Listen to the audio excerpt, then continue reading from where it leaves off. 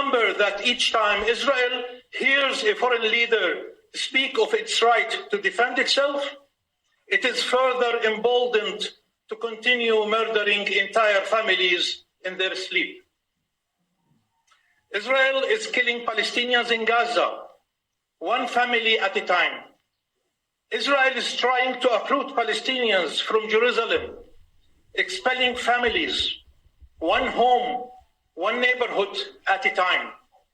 Israel is persecuting our people, committing war crimes and crimes against humanity. Some may not want to use these words, war crimes and crimes against humanity, but they know they are true. Israel is unapologetic and relentless in pursuing its colonial policies.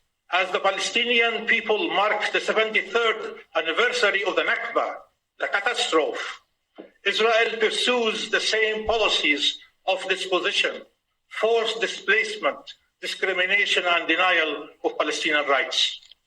Israel may believe it is winning, but it is nowhere closer to defeating the Palestinian people. Our people will never surrender or forgo their rights. Palestinian freedom is the only path to peace.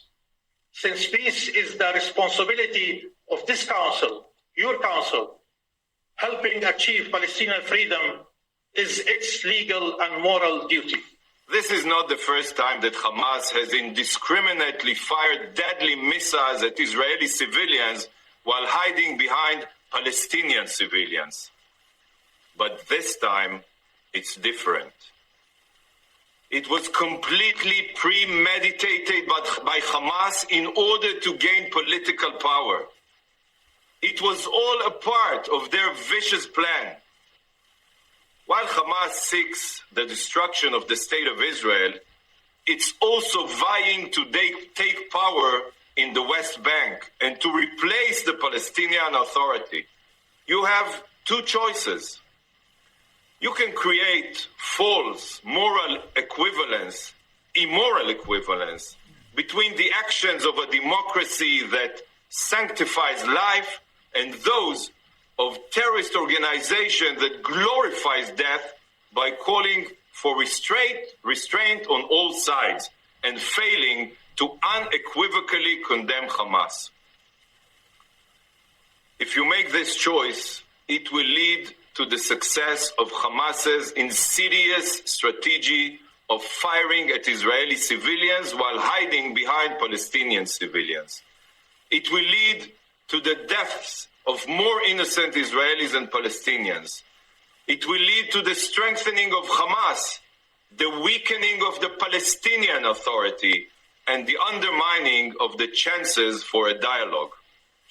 If you choose to avoid condemning Hamas, it will strengthen the radical terror group which aims to overthrow the Palestinian Authority and whose charter explicitly calls for wiping Israel off the map.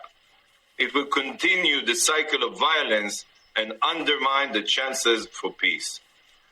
But today, you can choose a different path.